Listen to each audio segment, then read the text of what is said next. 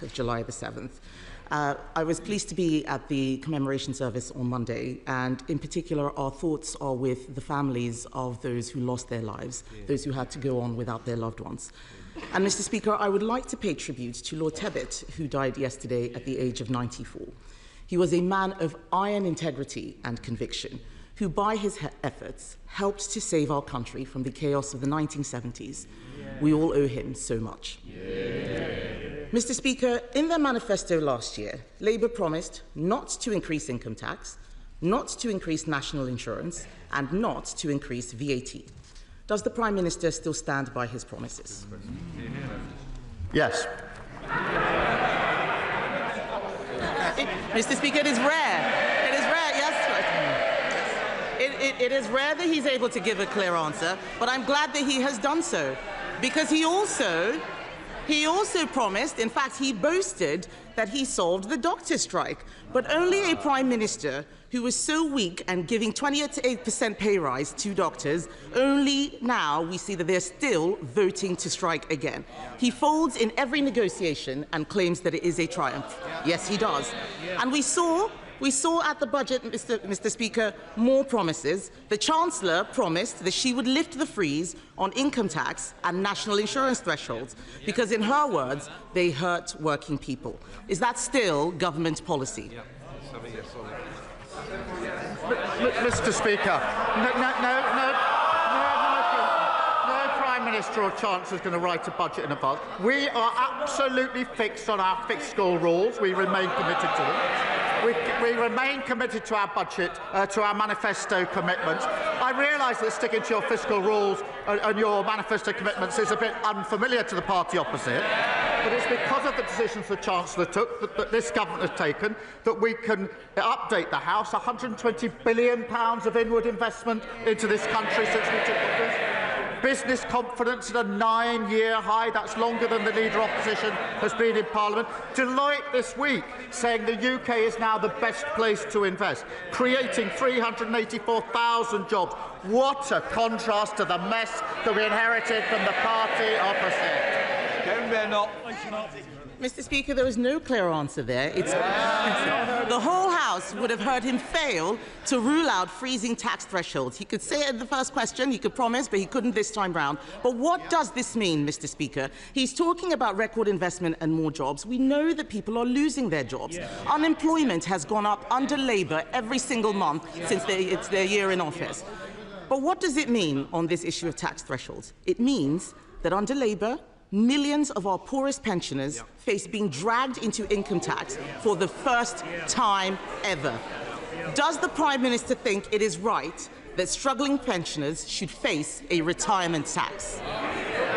Mr. Speaker, for a Prime Minister or Chancellor to say we're not going to write a budget in advance isn't a Labour thing or a Tory thing. Every single Prime Minister and Chancellor says they won't. We will stick to our manifesto commitments. We will stick to our fiscal rules. This is a language they don't understand, which is why I have to... That's what got us into the problem in the first place. And whilst she comes here every week to talk the country down, that investment, record investment, £120 billion, that will be good, well-paid jobs across the country.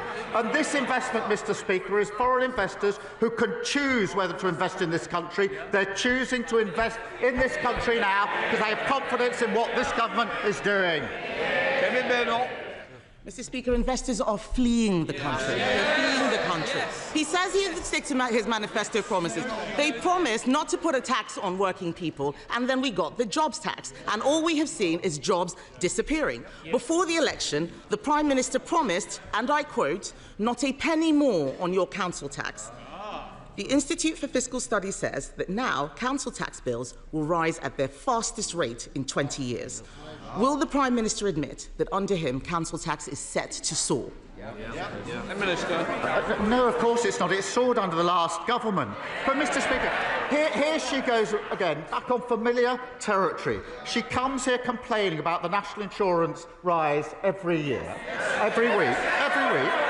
She comes here complaining about it. And then when she's asked the question, well, would you have the courage then to reverse it? What's the answer? What's the answer? No! And I'll tell you for why. because she's too embarrassed to say she doesn't want the investment we put in. That investment went to the NHS. They want the investment. They can't say how they're going to pay for it. That is what got us into the problem in the first place.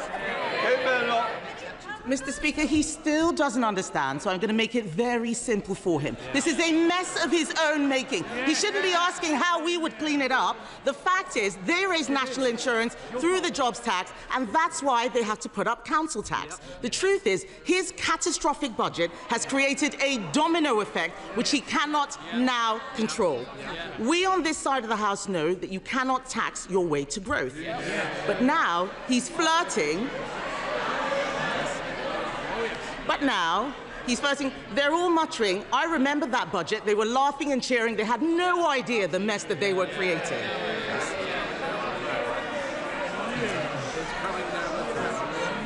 They should go and explain to their constituents about why unemployment is going up.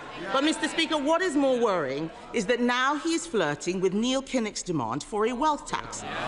Let's be honest about what that means. This is a tax on all of our constituent savings, on their houses, on their pensions. It would be a tax on aspiration. Will the Prime Minister rule this out? Mr. Speaker says we shouldn't be asking them for advice on the economy. She's absolutely right about that. We will not be asking for their advice. What we did in the budget was stabilise the economy through the measures taken by the Chancellor. And what has that led to? 4 interest rate cuts. For mortgage holders, that's hugely important. Compare and contrast what happened to the Liz Truss mini-budget. The fastest growth in the G7 in the first quarter of this year. Wages up more in the first 10 months of a Labour government than the 10 years under the Tories. So, no, we don't need lessons from them. Mr. Speaker, he says he stabilised the economy. Has he spoken to any farmers recently? Yes. It is time for him to take responsibility for the mess he is making. He has been in office for a year, and all we see is him congratulating himself on what a fantastic job that he has done. Nobody out there believes it. No, not even them. Not even them. What a weak chair. Mr. Speaker, he's congratulating himself. We can compare records. He talks about the fastest growing economy. We left him the fastest growing economy of the G7. We cut the deficit in every year until the pandemic. We got inflation down to 2%. On his watch, taxes are up. Unemployment is up. Inflation is up. And this weak Prime Minister has been forced into a series of chaotic U-turns. Yesterday, Mr. Speaker, the OBR said that our economy is being eroded under Labour. Doctor strikes, tax bombshells, the wealthy leaving in droves. Isn't the truth that under him he is dragging us back to the 1970s? Yeah. Mr. Speaker, responsibility. We're responsible for 4 million extra appointments in the NHS. We're responsible for a 10-year plan on the future of the NHS after they broke it. We're also responsible for free school meals being rolled out in a way which has never been done by anyone.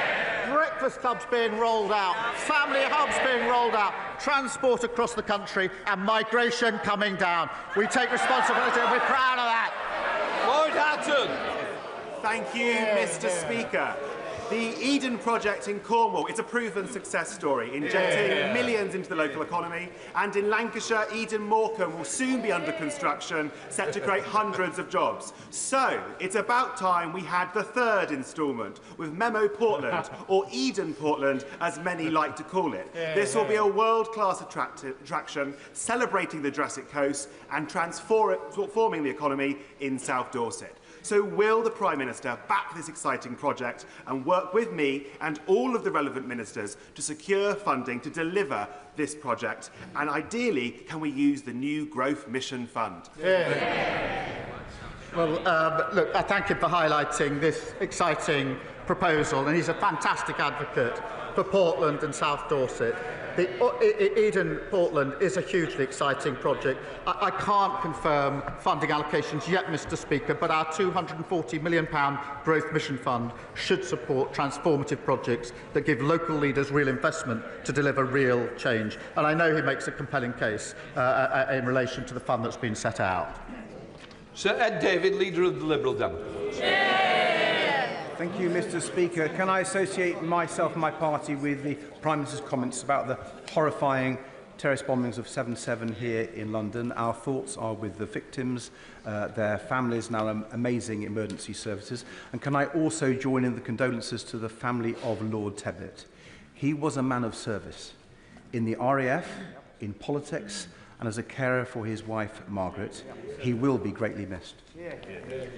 Mr. Speaker, after years of Conservative neglect, the special education needs system is in desperate need of repairs.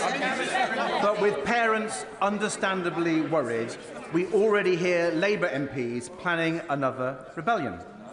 So can I offer the Prime Minister this? If he genuinely wants to fix the problem and not strip away the rights of children and parents in some cost-cutting exercise, then we have 72 votes to help.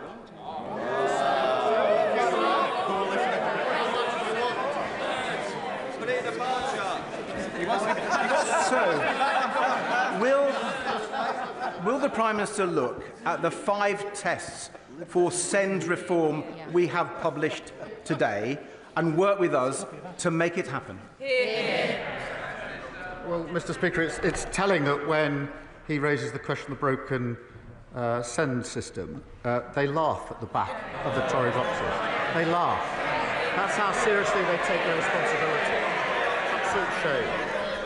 But as he knows, every week across the House, people raise this issue with me. I think it's been raised more times than anything else. And everyone knows the system is broken. And again, guess who broke it along with everything else? It doesn't work for parents, and it lets down children. So we do need to reform and change it. That's not about saving money. We've already invested an additional £1 billion into SEND, but it is about creating a new system that truly supports every child. And we're developing proposals. We want to work with parents and teachers to get this right, and I would expect him to welcome that.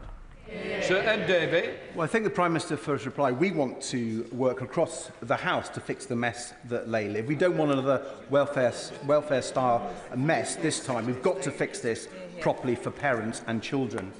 Mr. Speaker, the Conservative government badly undermined the security of our borders by ripping up the returns agreement that allowed us to send migrants back to Europe. So I hope the Prime Minister can secure a new returns agreement with France that acts as a real deterrent to stop the votes.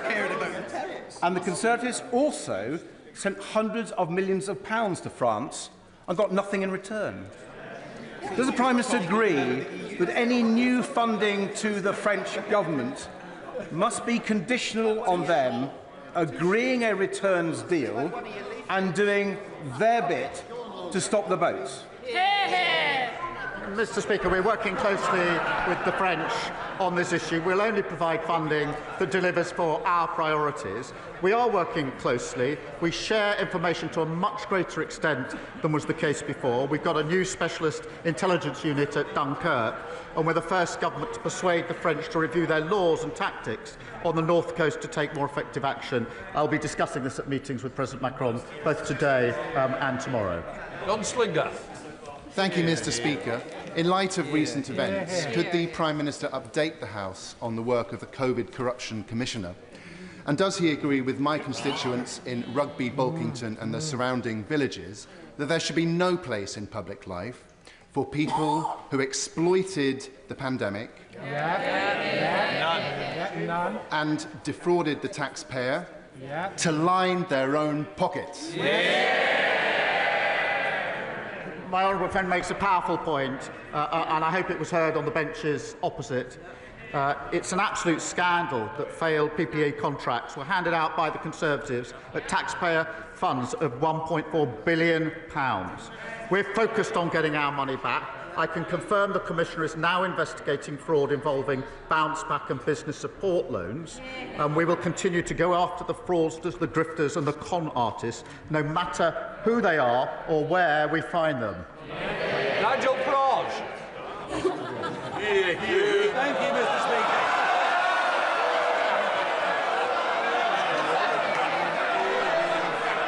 The main reason that this country decided into this Some of you want to get in a little later. If this takes forever, you won't get in. Nigel Farage. Thank you.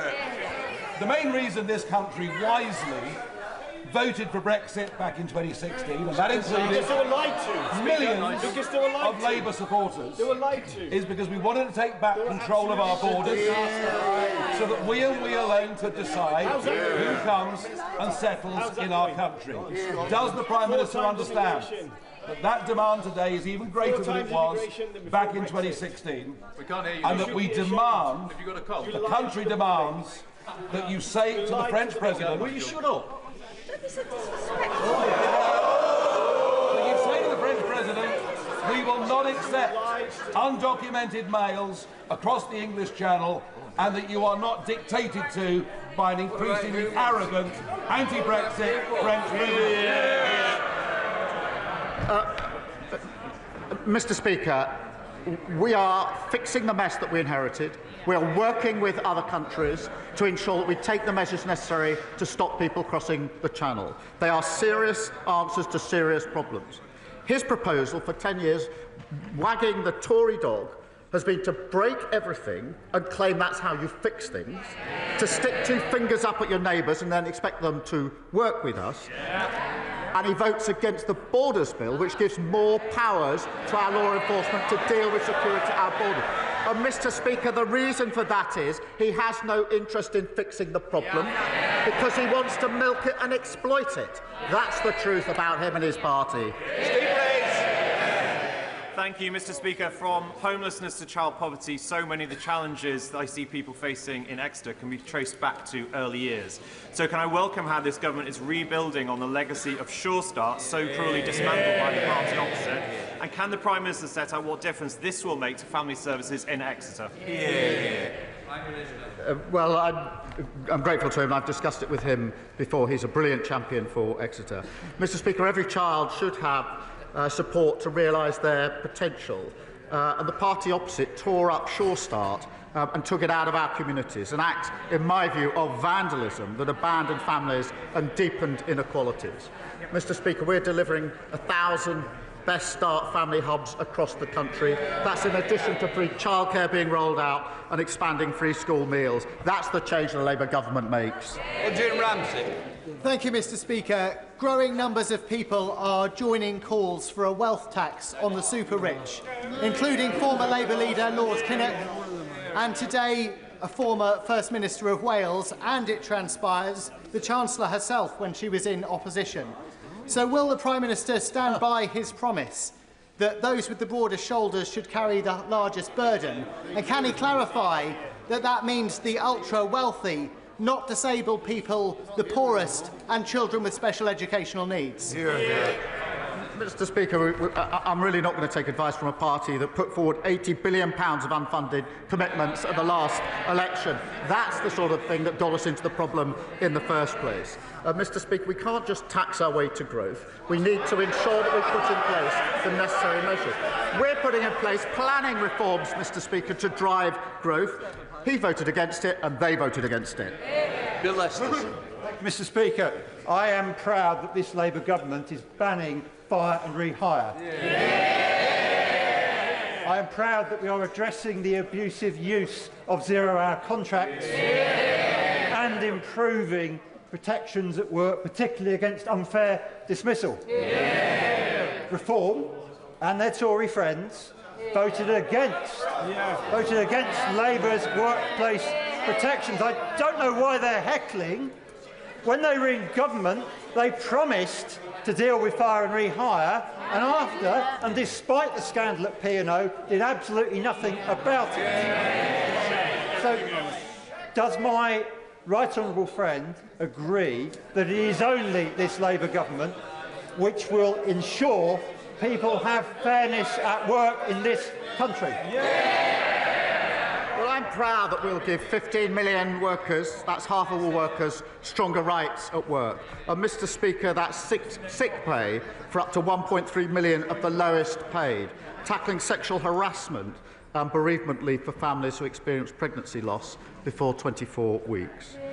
Compare that to the Leader of the Opposition, who thinks maternity pay is excessive. The Leader of Reform, who wants working people to pay tax for tax breaks for millionaires and billionaires. Both of them vote against reform and better protection of workers at every term. They always have and they always will. They offer nothing for working people. Sir David Davis. With permission, Mr. Speaker, before my question, can I tell the House that in the public gallery today there are a number of veterans of Northern Ireland? Given what the Prime Minister said about 7/7, I'd like to publicly thank them for their courage in defending our country and our democracy against the first scourge of terrorism. Now, the Prime Minister knows that every time a paramilitary was killed in Northern Ireland by a British soldier, it triggered a thorough investigation. No bullet went unscrutinised. Our soldiers were held to the highest standards of law. The IRA were not. They tortured and shot men in the back. They forced families to watch their menfolk murdered. They killed women and children with bombs. Yet we're willing to prosecute our own men. Men forced to make life and death decisions in split seconds. If the government get the legacy legislation wrong, at least 50 innocent retired veterans will be exposed to legal persecution for crimes they did not commit. Now, I've raised this matter 6 times now since February. So I ask again, on Monday, when we debate this matter in Westminster Hall, will his government protect our veterans, or will it sacrifice them to politically motivated lawyers trying to rewrite history with a pack of lies? Well, can I join in his thanks to the veterans here today with us and to all veterans? And, I mean, he knows this is a serious issue, and the outing of his, at the end of his question didn't really reflect that seriousness, because the scheme that was set up by the party opposite was found to be unlawful in the courts, and he knows it. And it wasn't supported by the communities. It would have meant, as he knows, immunity from prosecution for those who committed the most appalling terrorist crimes. And that's why it didn't have support in the communities and didn't have the support, I think, of any political party in Northern Ireland. And that was amongst the reason it was found to be unlawful. So we have to tread carefully. We have to get this right. And I'll work with him on that, but we don't get there by cheapening the debate. We will look at the address. It's not about political point scoring. I worked in Northern Ireland. I've spoken to many of the people affected, and I know we must get this right, and I want to do so, and I want the House to do it together if we possibly can, because it matters. But we have to do that in a serious way, to address the issues of the past, of course, in a way that has support of victims and survivors. And that is a key test for me, because without the support of victims and survivors, I think it's very hard in Northern Ireland to come up with something which will have the confidence of everybody in Northern Ireland, which is why we have to work in the way we do. In advance of the new legislation, the Secretary of State for Northern Ireland continues to engage with veterans and their communities to ensure that legacy mechanisms are fair, that they're lawful and they're proportionate. And I'll continue to work with him and others in the House, because the most important thing is not scoring points but getting it right. Luke Murphy. Thank you, Mr. Speaker. Last week I published a report which revealed the terrible legacy left by the party opposite on the NHS locally. Kids in Basingstoke waiting 210 days following a referral for access to mental health services, 3 times the national average. So I welcome the publication of the 10-year plan last week, led by the Prime Minister, to be delivered by a Labour Health Secretary, made possible by a Labour Chancellor. But can I ask the Prime Minister what more the government is able to do to close that gap in mental health services locally and ensure that every kid in Basingstoke has access to the very best mental health services? Well, I thank him for that. The party opposite failed to give children the support that they need. The 10-year plan that we've put forward will rewire our NHS and transform mental health services. 85 dedicated mental health A&E departments giving 24/7 support, specialist mental health professionals in every school and college, benefiting 1 million young people this year alone, and an extra 8,500 mental health staff to tackle long waits. And that is only because of the decisions that we took to invest in our NHS, decisions that they opposed. Jess Brown-Fuller. Thank you, Mr. Speaker. I'm going to add to the many calls that this Prime Minister has already heard about the broken SEND system. I met with head teachers and SENCOs in my constituency of Chichester last week. They all told me the same thing, that the SEND system is broken, it's adversarial, parents are at breaking point, there are not enough spaces in specialist schools, and the EHCP process is long, it's harrowing, and it's often degrading. Now, I know the government are exploring their options, but will he take the Liberal Democrat calls to introduce a national body for SEND so that we can end the postcode lottery and fix this problem for good? Well, I thank her for raising this issue, and I know it's of concern to her and to many people across the House. The system we've got is broken. It's not serving anyone well. We've got to reform it, and I set out in an earlier answer the steps that we are taking. We will share those with the House, and I hope that we can get the greatest support possible for the reform that I think everybody here knows has to happen. Catherine Fuchs. Thank you, Mr. Speaker. I'm delighted at the spending review commitment of £445 million for Welsh Rail. A new station at Megrunundy will take cars off the congested M4, offer greener journeys and open doors for local residents without a vehicle to get jobs. And it's great value for money due to the track and infrastructure that's already in place there. Does the Prime Minister agree with me that Megrunundy is an excellent candidate to be the first Burn station built so it can start serving local people? Well, it's so good to see strong Labour MPs standing up for Wales and her constituency. She makes her case. I can't confirm the plans yet, but we will consider recommendations from the Burns Commission, which includes a proposal for a new station in her constituency. And I'm delighted, Mr. Speaker, just this week we set out a major road and rail schemes across the country, the A66, Newark Bypass, Midlands Rail Hub, creating tens of thousands of jobs, new homes and better journeys for millions of travellers. Thank you, Mr. Speaker. In the past few weeks, I've spoken to 5 people from my rural constituency of North Devon who have been forced to remove their own teeth with pliers or with amateur surgical kits bought online because they are unable to find an NHS dentist. What would the Prime Minister say to those people, Mr. Speaker? And when will the government banish this dentistry crisis to the history books where it belongs?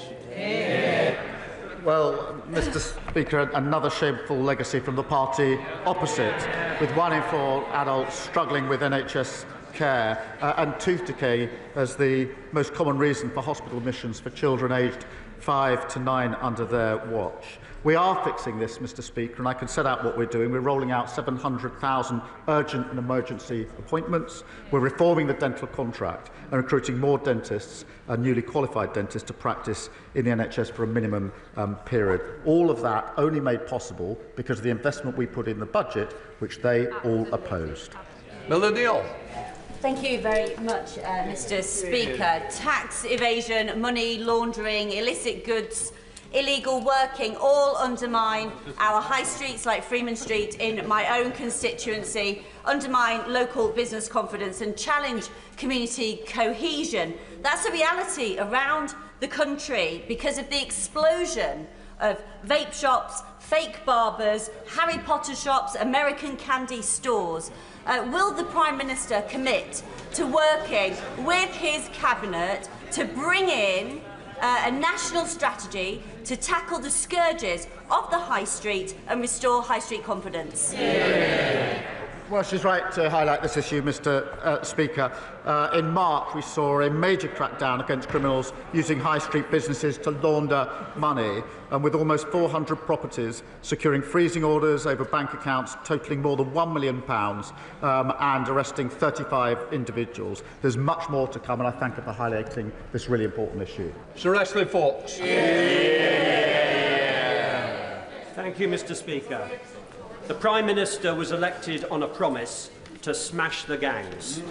He said he would reduce small boat crossings. He said he would close asylum hotels. Why are all these issues going wrong? Mr. Speaker, we are fixing the problem that they said they'd take control of borders and they lost it. We're working hard with our allies. We want to bring forward more powers for our law enforcement of the borders through our Borders Bill to give them the powers they need to take the job and deal with it. And what did they do? They voted against. A confected argument. Patrick Hurley. Thank you, Mr. Speaker. Tomorrow evening sees the annual National Police Bravery Awards. 3 of the officers nominated this year are 3 of the officers who were first on the scene of the tragedy in my Southport constituency last summer. So will the Prime Minister join me in paying tribute to Sergeant Gregory Gillespie, Constable Luke Holden and PCSO Timothy Parry, who are with us in the gallery today, for their immense bravery in the face of evil? And just like our brave officers will always protect and defend us when we need them to, does he agree with me that this government will always support our brave officers in return? Well, can I start by saying that the thoughts of the whole House, of course, are with the families of those that lost their little girls and all those affected by this terrible incident.